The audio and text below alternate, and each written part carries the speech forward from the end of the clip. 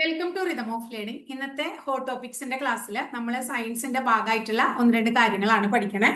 ആദ്യം തന്നെ നമ്മൾ പഠിക്കാൻ പോകുന്നത് കരളാണ്. കരളുമായിട്ട് റിലേറ്റഡ് ആയിട്ടുള്ള ധാരാളം ചോദ്യങ്ങൾ നമ്മൾ പരീക്ഷയ്ക്ക് കാണാറുണ്ട് അല്ലേ? എന്തൊക്കെയാണ് കരളുമായി ബന്ധപ്പെട്ട് പരീക്ഷയ്ക്ക് നമ്മളോട് ചോദിക്കുന്നത്? ശരീരത്തിന്റെ രാസ പരീക്ഷണശാല ഏതാണ്? ശരീരത്തിലെ രാസ പരീക്ഷണശാല എന്ന് അറിയപ്പെടുന്നത് ഏതാണ്? കരളാണ്. ശരീരത്തിലെ നമ്മുടെ ഏറ്റവും വലിയ ആന്തരിക അവയവം ഏറ്റവും വലിയ ആന്തരിക അവയവമാണ് കരള്. ഇനി നമ്മുടെ രണ്ടാമത്തെ വലിയ അവയവം, ഏറ്റവും വലിയ ആന്തരിക അവയവം, രണ്ടാമത്തെ വലിയ അവയവം, ഇത് രണ്ടും ഏതാണ്? കരളാണ്. മനുഷ്യ ശരീരത്തിലെ ഏറ്റവും വലിയ ഗ്രന്ഥിയും കരളാണ്. മനുഷ്യ ശരീരത്തിലെ ഏറ്റവും വലിയ ഗ്രന്ഥി എന്ന് ചോദിച്ചു കഴിഞ്ഞാൽ കരളാണ്. ഇതൊക്കെ ചോദിച്ചിട്ടുണ്ട്. അടുത്തത് പുനരുജ്ജീവന ശേഷിയുള്ള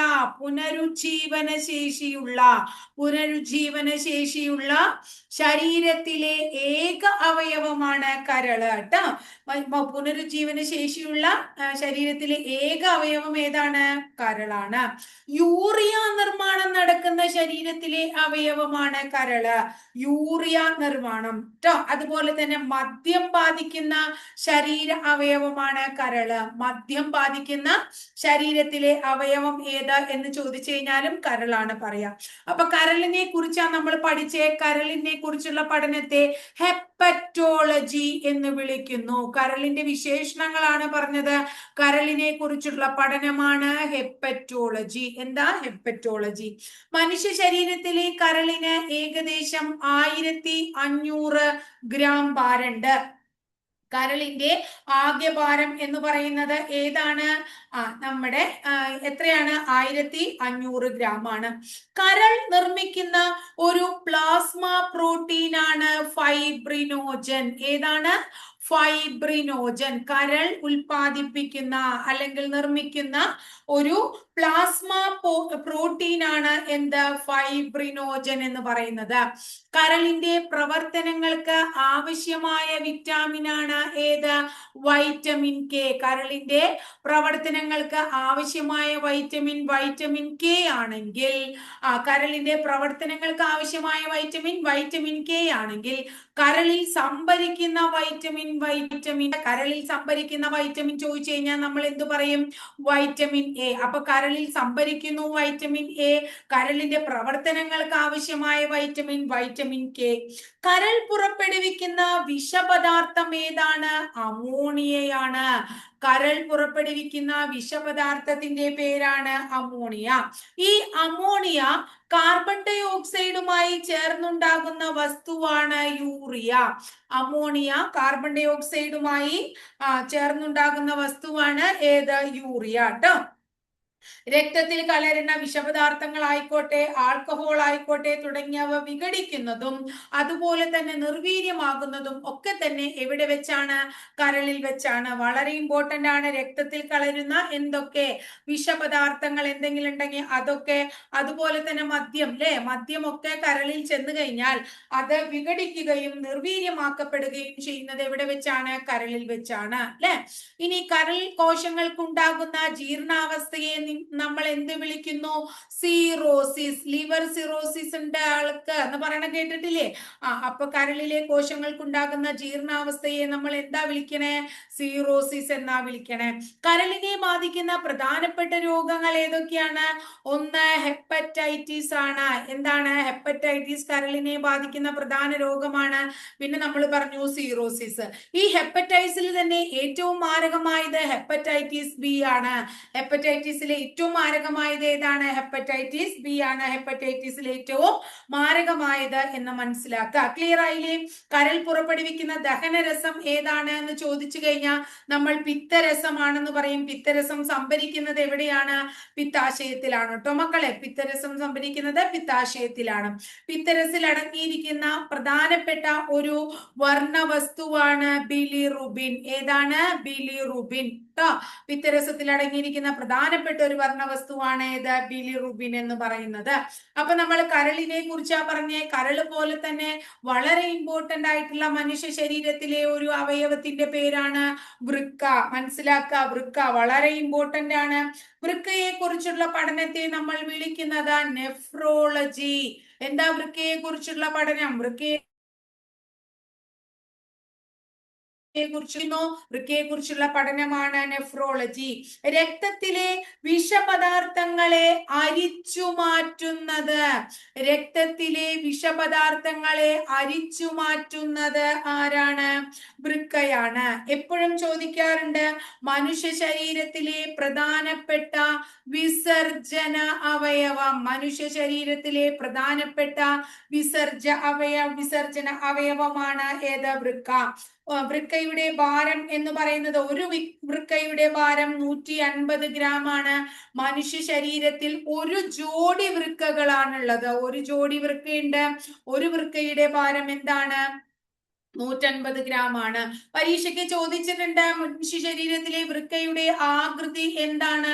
വൃക്കയ്ക്ക് എന്തിന്റെ ആകൃതിയാണ്? പയർ വിത്തിന്റെ ആകൃതിയാണ്.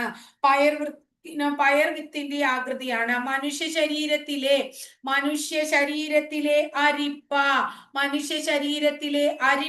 എന്നറിയപ്പെടുന്നത് വൃക്കയാണ്. മനുഷ്യ ശരീരത്തിലെ അരിപ്പ എന്നറിയപ്പെടുന്നത് വൃക്കയാണ്. ക്ലിയർ ആയോ? വൃക്ക ഉൽപ്പാദിപ്പിക്കുന്ന എൻസൈം ഏത് എന്ന് ചോദിച്ചാൽ റെനിൻ എന്ന് പറയണം. എൻസൈം ഏതാണ്? റെനിൻ ആണ്. വൃക്കയുടെ അടിസ്ഥാന ഘടകം ഏതാണ്? നെഫ്രോണുകളാണ്. വൃക്കയുടെ അടിസ്ഥാന ഘടകം എന്ന് വിളിക്കുന്നത് ഓരോ വൃക്കയുടെയും ഉൾവശത്തുള്ള സൂക്ഷ്മ അരിപ്പകളാണ് നെഫ്രോണുകൾ. ഓരോ വൃക്കയുടെയും ഉൾവശത്ത് കാണപ്പെടുന്ന സൂക്ഷ്മ അരിപ്പകളാണ് നെഫ്രോണുകൾ. വൃക്കയുടെ ഘടനാപരവും ജീവധർമ്മപരവുമായ അടിസ്ഥാന ഘടകങ്ങളാണ് ഏത്? നെഫ്രോണുകൾ എന്ന് പറഞ്ഞ. എന്തൊക്കെയാണ് വൃക്കയുടെ പ്രവർത്തനം? വൃക്ക എന്തൊക്കെയാ ചെയ്യണേ? സ്റ്റേറ്റ്മെന്റ് രൂപത്തിൽ ചോദിക്കാം. മാലിന്യം പുറന്തള്ളുന്നത് വൃക്കയാണ്. മാലിന്യം പുറന്തള്ളുന്ന പ്രവർത്തനം നടത്തുന്നു. അടുത്തത് ജലസന്തുലനം നടത്തുന്നു. ലവണ സന്തുലനം. ജലസന്തുലനം മാത്രല്ല, എന്തും നടത്തും? ലവണ സന്തുലനം നടത്തുന്നു. അതുപോലെ തന്നെ pH ക്രമീകരിക്കുന്നു. ഇതൊക്കെ നടത്തുന്നത് ആരാണ്? വൃക്കയാണ് എന്ന് മനസ്സിലാക്കി വെക്കുക. ഇനി ശരീരത്തിലെ രക്തം, നമ്മുടെ ശരീരത്തിലെ രക്തം 24 മണിക്കൂറിനുള്ളിൽ വൃക്കയിലൂടെ കടന്നു പോകുന്നത് 350 തവണയാണ്. നമ്മുടെ ശരീരത്തിലെ രക്തം വൃക്കയിൽ കൂടി 24 മണിക്കൂർ 350 തവണ ഇങ്ങനെ കടന്നു പോയിക്കൊണ്ടേയിരിക്കുന്നു. വൃക്ക പഠിക്കുമ്പോൾ പഠിക്കേണ്ടതാണ്. പ്രായപൂർത്തിയായ ഒരു വ്യക്തിയിൽ ഒരു ദിവസം നിർമ്മിക്കുന്ന മൂത്രത്തിന്റെ അളവ് 5 മുതൽ 6.5 ലിറ്റർ വരെയാണ്. നിർമ്മിക്കുന്നത് ഇത്രയാണെങ്കിൽ പുറന്തള്ളുന്നത് 1 മുതൽ 1.5 ലിറ്ററും. പ്രായപൂർത്തിയായ ഒരു വ്യക്തിയിൽ ഒരു ദിവസം നിർമ്മിക്കുന്ന മൂത്രത്തിന്റെ അളവ് 5 മുതൽ 6.5 ലിറ്റർ ആണെങ്കിൽ പുറന്തള്ളുന്നത് 1 മുതൽ 1.5 ലിറ്റർ വരെ. മൂത്രത്തിന്റെ pH എത്രയാണ് എന്ന് പരീക്ഷയ്ക്ക് ചോദിച്ചിട്ടുണ്ട്. 6 ആണ്. മൂത്രത്തിൽ 96% ജലമാണ്. മൂത്രത്തിൽ അടങ്ങിയിരിക്കുന്ന ആസിഡ് ഏതാണെന്ന് പഠിക്കണം. യൂറിക് ആസിഡ് ആണ്. മൂത്രത്തിൽ അടങ്ങിയിരിക്കുന്ന ആസിഡ് യൂറിക് ആസിഡ് ആണ്.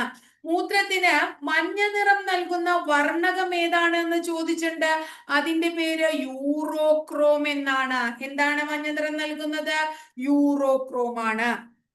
ഇനി വൃക്കകൾ തകരാറിലാകുന്ന അവസ്ഥയിൽ കൃത്രിമമായ വൃക്കയിലൂടെ രക്തം കടത്തിവിട്ട് രക്തം ശുദ്ധീകരിക്കുന്ന പ്രക്രിയയെ നമ്മൾ എന്താ വിളിക്കണേ? ഹീമോഡയാലിസിസ്. എന്ത് വിളിക്കുന്നു? ഹീമോഡയാലിസിസ്. അല്ലെ? എല്ലാവർക്കും അറിയുന്ന കാര്യമാണ്. വൃക്കകൾ തകരാറിലായാൽ അത്തരം അവസ്ഥയിൽ കൃത്രിമ വൃക്കയിലൂടെ രക്തം കടത്തിവിട്ട് രക്തം ശുദ്ധീകരിക്കുന്ന പ്രക്രിയയാണ് ഏത്? ഹീമോഡയാലിസിസ്. ആദ്യത്തെ കൃത്രിമ വൃക്ക രൂപകൽപ്പന ചെയ്തത് ആരാണ്? ആദ്യത്തെ കൃത്രിമ വൃക്ക രൂപകൽപ്പന ചെയ്ത വ്യക്തിയുടെ പേര് വില്യം ജോഹാൻ കോഫ് എന്നാണ്. വില്യം ജോഹാൻ കോഫ് ആണ് ആദ്യത്തെ കൃത്രിമ വൃക്ക രൂപകൽപ്പന ചെയ്തത്. ക്ലിയർ ആയല്ലോ?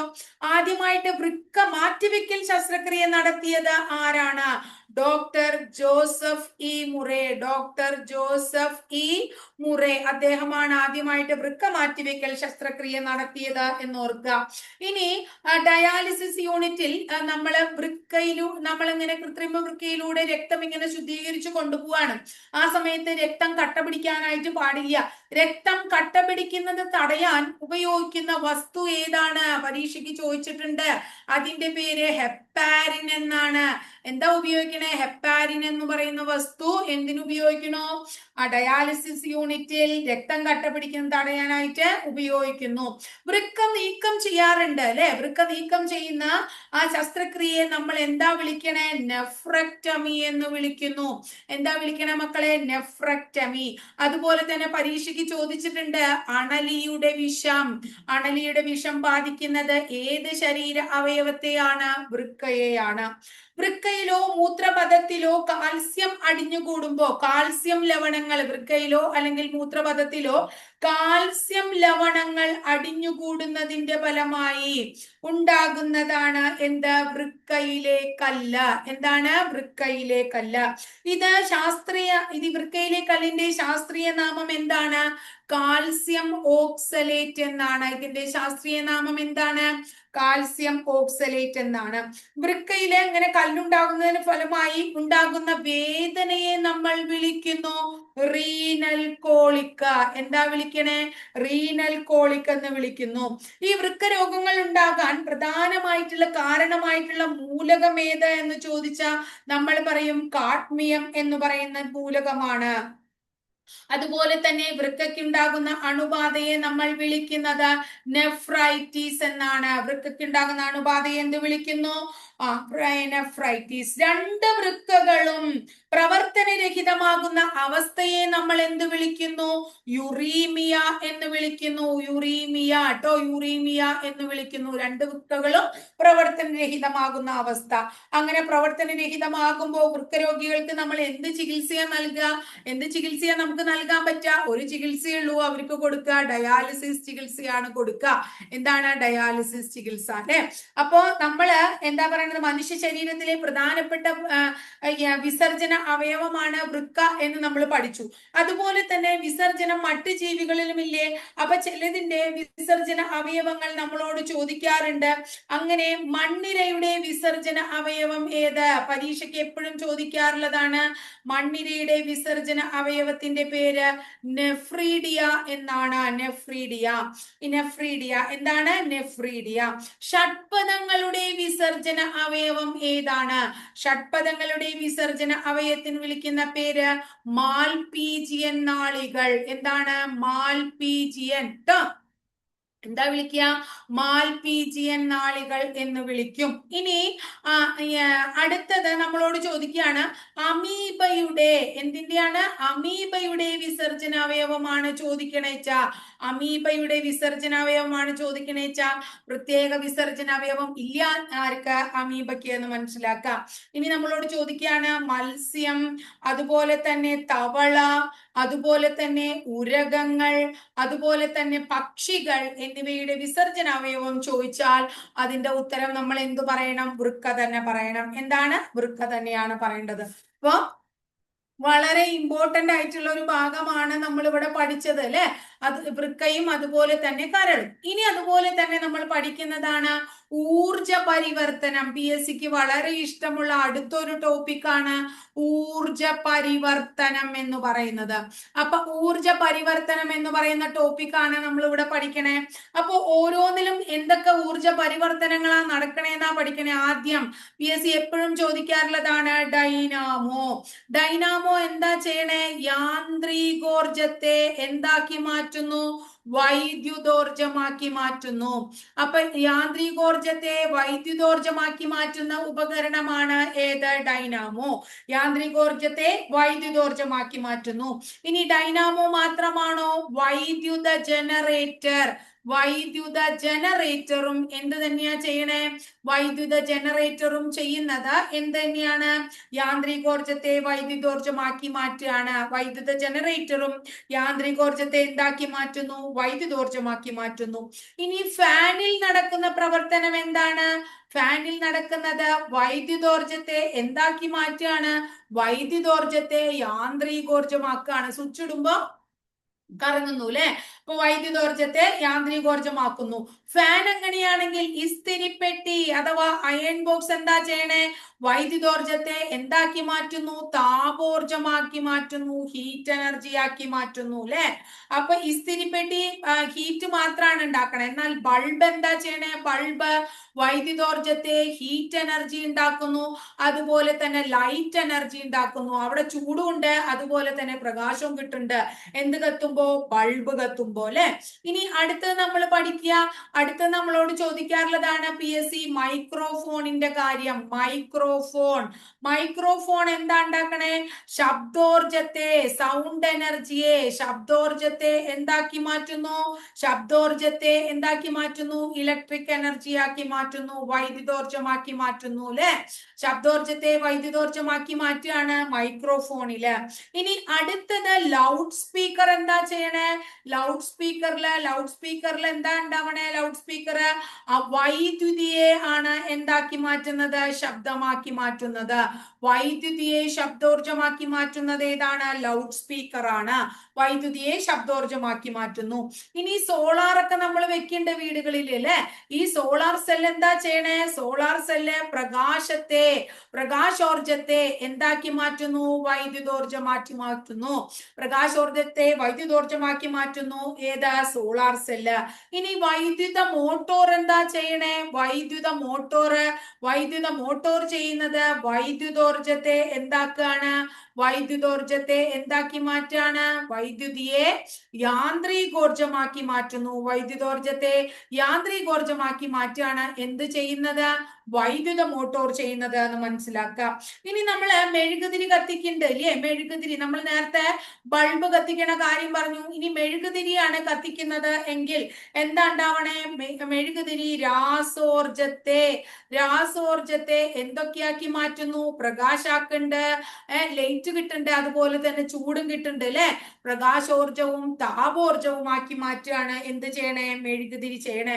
ഇനി ഇലക്ട്രിക് ഹീറ്റർ ആണ് എന്ന് വിചാരിക്കും. നമ്മുടെ വീട്ടിലെ ഇലക്ട്രിക് ഹീറ്റർ ഉണ്ട് അല്ലെ? അപ്പൊ ഹീറ്റർ എന്താ ചെയ്യണേ? ഇലക്ട്രിക് ഹീറ്റർ വൈദ്യുതോർജത്തെ, ഇലക്ട്രിക് ഹീറ്റർ വൈദ്യുതോർജത്തെ എന്താക്കി മാറ്റുന്നു? ചൂടാക്കുകയാണ് അല്ലെ? താപോർജമാക്കി മാറ്റുന്നു അല്ലെ? ഇലക്ട്രിക് ബെല്ലാണെങ്കിലോ? ഇലക്ട്രിക് ബെല്ല് വൈദ്യുതോർജത്തെ എന്താക്കി മാറ്റുന്നു? ശബ്ദോർജമാക്കി മാറ്റുന്നു. ശബ്ദോർജം. അടുത്തത് വളരെ ഇമ്പോർട്ടന്റ് ആണ്, പ്രകാശ സംശ്ലേഷണം ചോദിക്കാറുള്ളതാണ് PSC. പ്രകാശത്തിന്റെ സഹായത്താല് പ്രകാശോർജത്തെ എന്താക്കി മാറ്റുകയാണ്? രാസോർജമാക്കി മാറ്റുകയാണ്. പ്രകാശോർജത്തെ എന്താക്കുകയാണ്? പ്രകാശത്തെ രാസോർജമാക്കി മാറ്റുകയാണ്. എവിടെ നടക്കുന്നത്? പ്രകാശ സംശ്ലേഷണത്തിൽ നടക്കുന്നത്. അതുപോലെ തന്നെ മൈക്രോഫോണ്, അങ്ങനെ ഇസ്തിരിപ്പെട്ടി, ഇതൊക്കെ എപ്പോഴും PSC പലപ്പോഴും പ്രകാശ സംശ്ലേഷണം ഒക്കെ മാറി മാറി അങ്ങോട്ടും ഇങ്ങോട്ടും ഒക്കെ ചോദിക്കാറുള്ള ചോദ്യങ്ങളാണ് കേട്ടോ. അപ്പൊ ഇത്രയേ ഉള്ളൂ ഇന്നത്തെ ഹോട്ട് ടോപ്പിക്സിന്റെ ക്ലാസ്. 3 ടോപ്പിക്കാണ് നമ്മൾ ഇന്ന് ഇവിടെ പഠിച്ചത്. അപ്പൊ അടുത്ത ദിവസം മറ്റൊരു ടോപ്പിക്കുമായി നമുക്ക് വീണ്ടും കാണാം. അതിന് മുമ്പ് ടീച്ചറുടെ ക്ലാസ് ഇഷ്ടപ്പെടുകയാണെങ്കിൽ ഒന്ന് ലൈക്ക് ചെയ്യാനും, ഇഷ്ടപ്പെട്ട ക്ലാസ്സുകൾ കൂട്ടുകാരിലേക്ക് ഷെയർ ചെയ്യാനും, ആദ്യമായിട്ട് ചാനൽ കാണുന്നവർ ഒന്ന് സബ്സ്ക്രൈബ് ചെയ്യാനും മറക്കരുത് കേട്ടോ.